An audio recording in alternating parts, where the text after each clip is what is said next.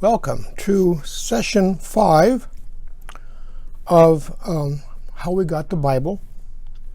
And we'll begin with prayer again holding our sister Liz in our prayers before God for her health and healing and rehabilitation.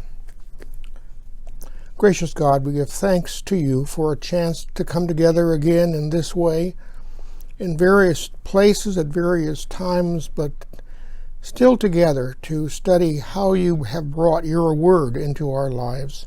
We ask you to bless all who participate in this wherever they are.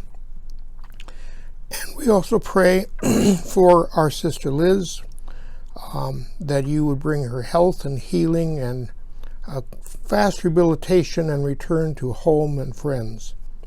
Through Jesus Christ our Lord. Amen.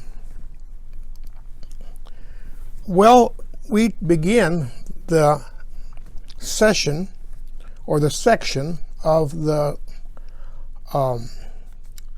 Old Testament, which is called the prophets. So we turn to that part of your notes that says the prophets up top. And we're going to spend 3 sessions on this. It's not going to be easily necessarily divided into 3 sessions. We'll kind of see how far we can go in one session and break it up that way.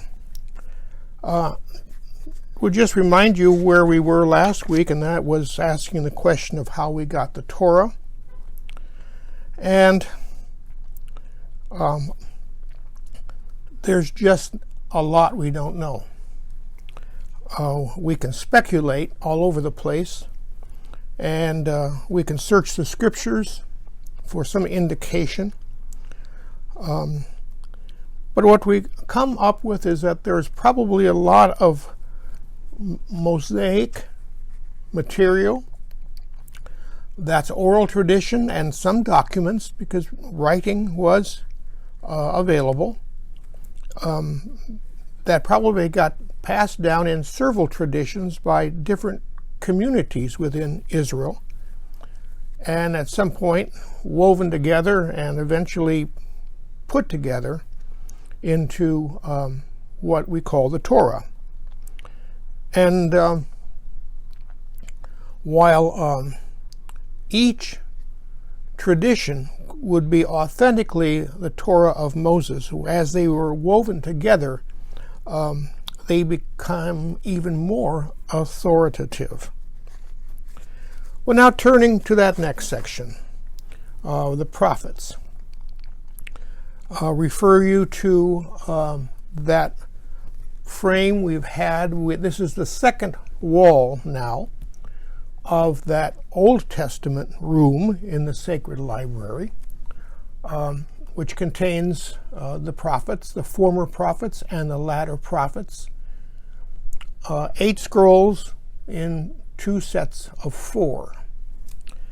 In your notes earlier, you had a chart like this that we started looking at with the Torah. Now we're going to look at the second column, which is the prophets. And we see how they are arranged there. In top to bottom is the order of things in our traditional printed Bibles. And you can see that they are in 2 sets. They are separated.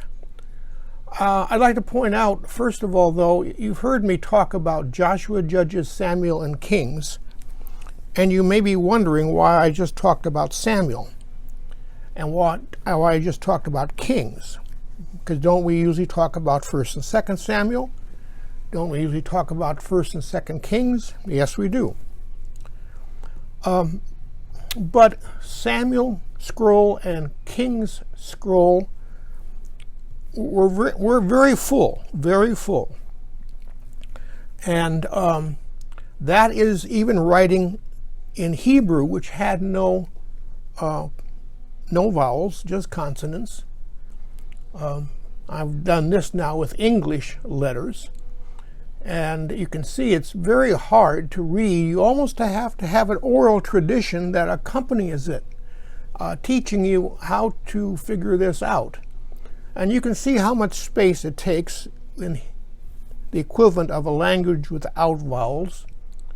And now here it is in a language with vowels, which Greek was. So when the prophets were translated into Greek, suddenly they couldn't fit Samuel onto one scroll. They had to put Samuel onto two scrolls, and the same with Kings. It became First and Second Kings. You will also see on this chart of the Old Testament that they're arranged here in two sets. The first part of the prophets grouped eventually with other writings that are historical in nature. And then the second set, the latter prophets, are grouped together in the prophetic section of the Bible. Now, in our timeline, which you have in your the cover of your notebook, on that timeline, we're now going to be from about 1200, just past maybe 1250, past the Exodus and wilderness journey. Now we come into a new period of the tribal confederacy with people like Joshua, and then forward into the full nation of Israel with Saul, David, Jerusalem, Solomon, the temple. And then there's a civil war, and the nation splits into two. And the northern kingdom is taken into exile and never seen again, whereas the southern nation will last longer up till the time of the Babylonian captivity. And the history that's recounted in these first four scrolls of the prophets really goes from that entrance into the promised land, from a point where they did not have a land, to the point where they finally, at least for a time, lost the land. We're going to zoom in here now on another slide that kind of zooms in on the prophets portion, expands it a little bit. And so you can see how the former prophets will take us from entrance into the land of Canaan to the beginning of the Babylonian captivity. And then the later prophets are going to stretch from the time when Israel was in crisis all the way through the captivity and beyond. And so this is the scope of things that we're going to be working on. I hope today we can get as far as the death of Solomon. So the former prophets have a lot of history, with some prophets talked about, Elijah, Elisha, Samuel, Nathan, and then the latter prophets, which is the writings of the prophets with just hints of history. They all contain something about prophets, and they all carry a prophetic voice. Now, where are we? Here's that map of the Fertile Crescent, which we've seen before. And we are over in the land of Canaan on the eastern shore there, southeastern shore kind of the Mediterranean Sea. Jerusalem didn't exist yet where we begin. And that's the place where we begin, and actually where we start. The people of Israel are on the east side of that Jordan River, which is shown there. They're on the east side on the plains of Moab. So we go to Joshua, the first of the scrolls here, and right away, the first verses of Joshua set the stage.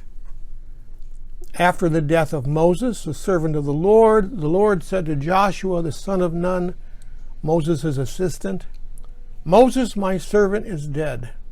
Now therefore arise, go over this Jordan, you and all this people, into the land I am giving to them, to the people of Israel. Joshua takes over, you see, at the death of Moses, and leads them across now the Jordan River into the Promised Land. And the first 12 chapters of Joshua, that's half of Joshua, talks about the conquest of Canaan. The most famous city there is, of course, Jericho. But basically they are conquering cities because the Canaanites were a fairly urban people, which the Israelites were not. The Israelites were not. So they finish the conquest, and those soldiers of Israel whose tribal holdings were going to be on the east side of the Jordan, they went back home. And we get a map something like this, which you have there in your notes, that show where these tribal holdings are. The 12 tribes of Israel, and they're spread all over the place. Judah down south, quite big, with Benjamin somewhat little. And then up on the west side of the Jordan and also on the east side of the Jordan. There are 12 tribal holdings, but you'll notice there's nothing for Levi. Those were the priests. And they were scattered all over the place and had some cities, villages, designated for them. And there's no tribal holding for Joseph, though he was one of the 12 sons of Jacob. So how do we end up with 12? Well, Joseph's 2 sons, they each get land there. They get land, and so that brings us back to 12. Manasseh and Ephraim are those 2 sons.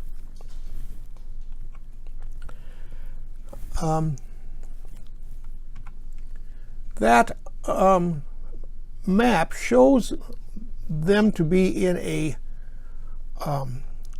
tribal confederacy.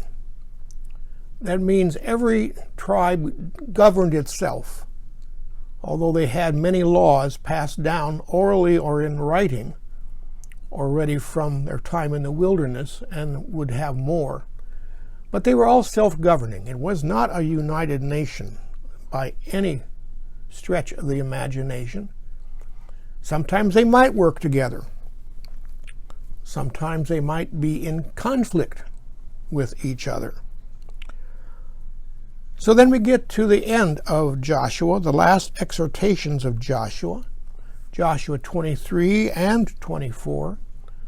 A long time afterward, when the Lord had given rest to Israel from all their surrounding enemies, and Joshua was old and well advanced in years, Joshua gathered all the tribes of Israel to Shechem and summoned the elders, the heads, the judges, and the officers of Israel, and they presented themselves before God.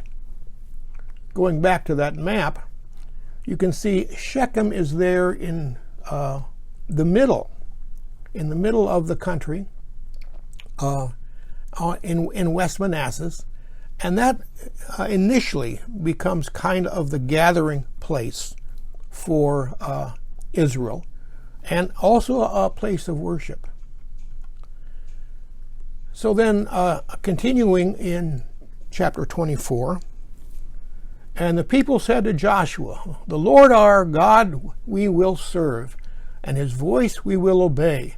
So Joshua made a covenant with the people that day and put it in place, statutes and rules for them at Shechem. And Joshua wrote these words in the book of the law, Torah of God. So interestingly now, in this period, Joshua is writing, and his writings go into the book of the law. Then Israel served the Lord all the days of Joshua, and all the elders who outlived Joshua and had known all the work that the Lord did for Israel.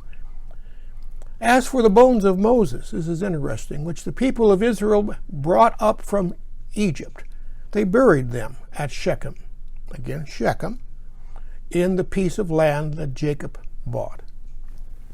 With that, then, we go to the second scroll, Judges. And the first chapter is a recap of the conquest. Plus, it's kind of like the Emperor Strikes Back. As we get into chapter 2, we read, "And the people of Israel did what was evil in the sight of the Lord and served Baals. And they abandoned the Lord, the God of their fathers, who had brought them out of Egypt." How was that possible? How would they get sucked in? Well, I think you can imagine something like this, that they were not farmers. They were not agricultural people. In the wilderness, and all of them had been born in the wilderness, they may have been herders, sheep herders, but then they got into Canaan, and it was a land of wheat and barley. We read in the Bible of vines and fig trees. But how do you do that agriculture? Well, maybe you ask a neighboring Canaanite who still would be around, because they still were around. How do you do this? And they would say, "Oh, it's easy. Yes, you work the dirt, and you dig a trench and put seeds in there, or plant small plants in there and cover it up, and you water it, and then you make a sacrifice to Baal to ensure that it will be flourishing, that seeds will sprout, and you'll have a harvest."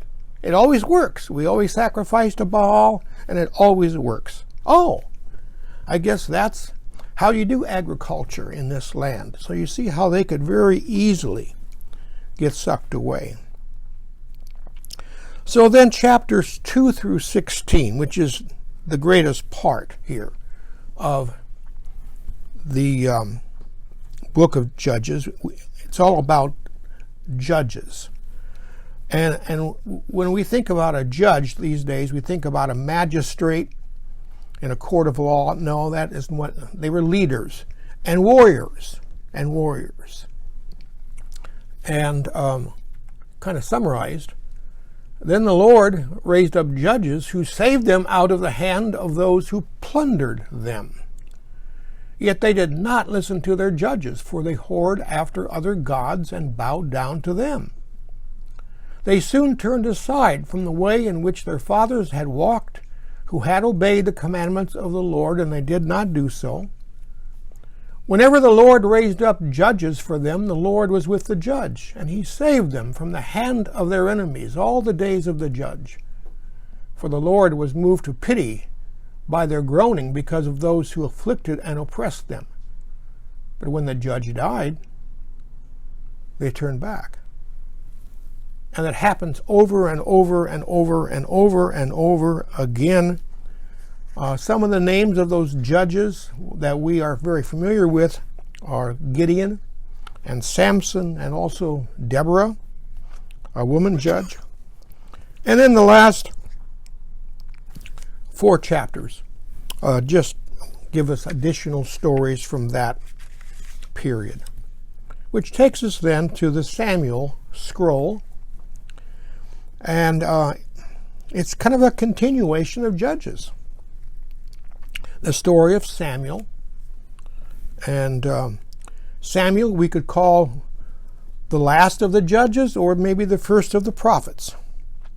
And we all know the story about Samuel's mother, Hannah, who couldn't bear a child and prayed to the Lord, saying, if you give me a child, I will bring that child to the house of the Lord to be raised in the service of the Lord. And so here's a picture of her bringing that son, Samuel, to the priest, Eli.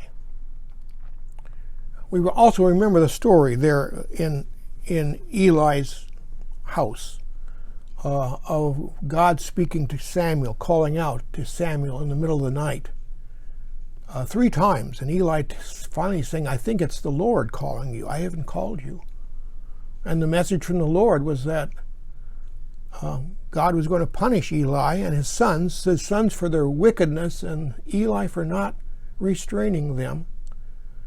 And so over time, it didn't happen immediately, but then over time, the sons were killed in a battle with the Philistines, and Eli gets the news, topples off of a chair, and breaks his neck. Now, Samuel grows old and becomes renowned as a prophet.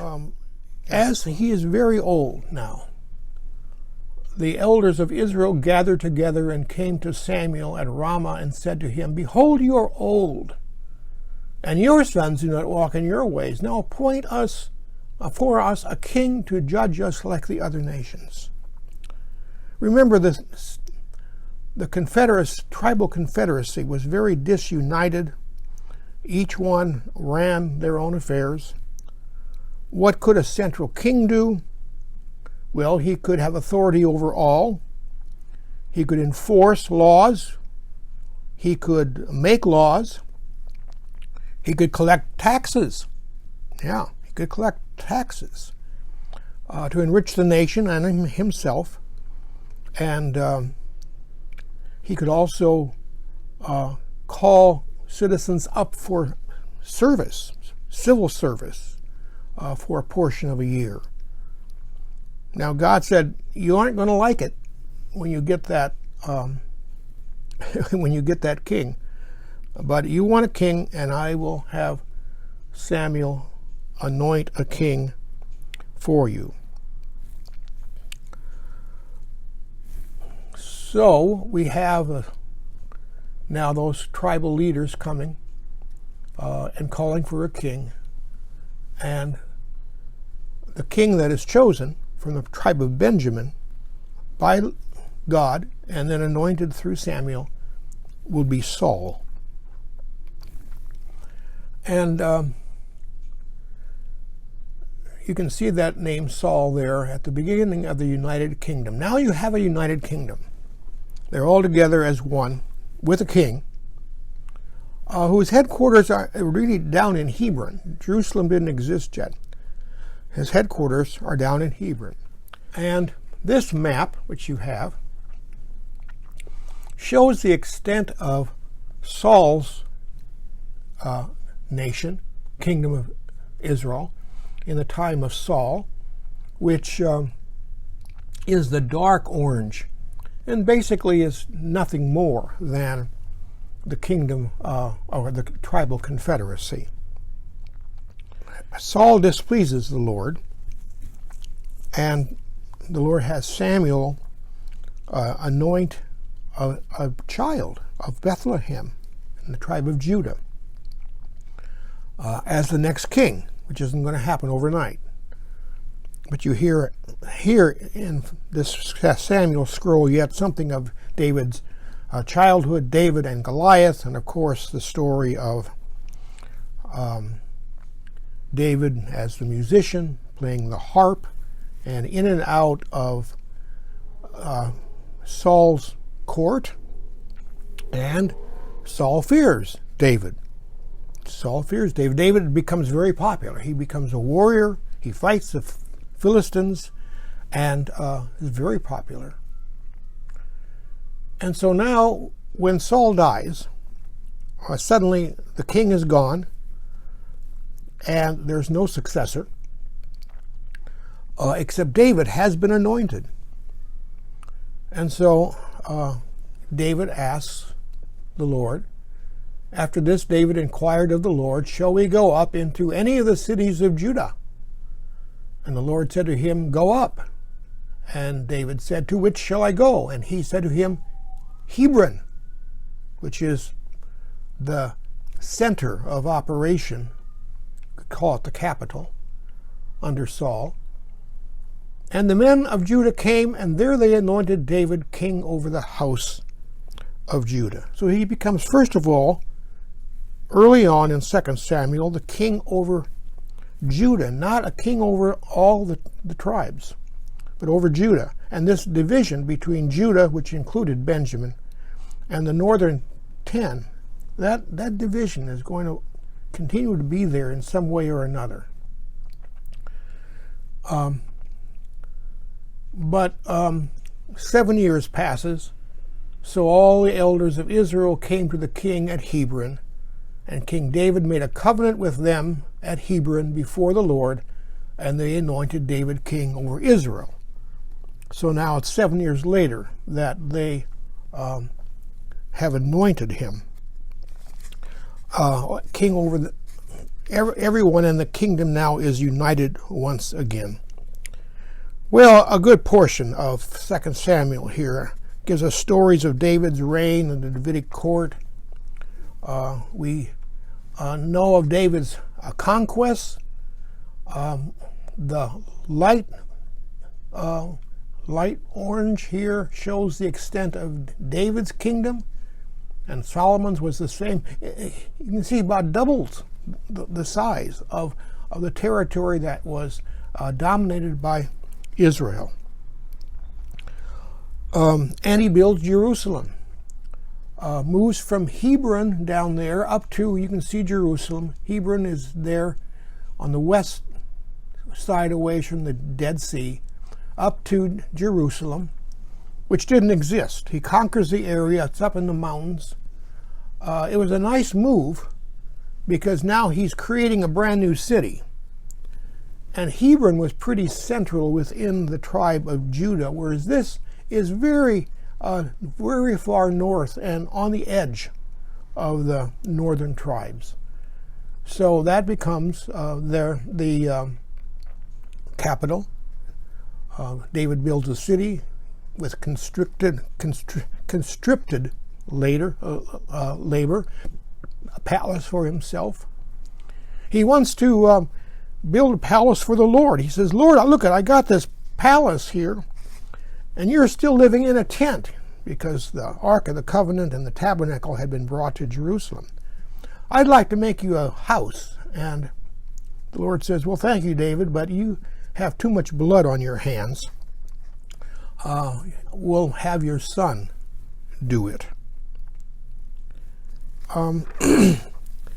Now, all of this talk about David, interestingly enough, what we know of David comes almost entirely out of the Bible. And archaeologists have searched and searched and searched for external evidence that David and his court existed.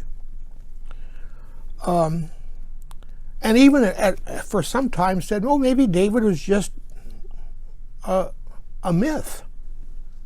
And then not that long ago, in 1993, this is a stela. That's a part of a monument that has writing on it. And of course, that is easily, it is preserved. It's not fragile like parchment or a papyrus. And on this stela at Tel Dan, finally, we have a reference to the house of David. And the stela has been dated to about the 9th century. So it's a very old stela. And no longer was a question raised. Was this David thing a myth? No, there was a house of David with external evidence as well. So now we go to Kings. And it begins with the death of David. Now David is old and advanced in years. That's 1 Kings chapter 1, verse 1. Then David slept with his fathers and was buried in the city of David. And the time that David reigned over Israel was 40 years. He reigned 7 years in Hebron and 33 years in Jerusalem. And Solomon sat on the throne of David, his father, and his kingdom was firmly established. So, the reign of David is over. The reign of Solomon begins. We know a lot about Solomon. He was a man of peace and of wisdom. We know of his wisdom.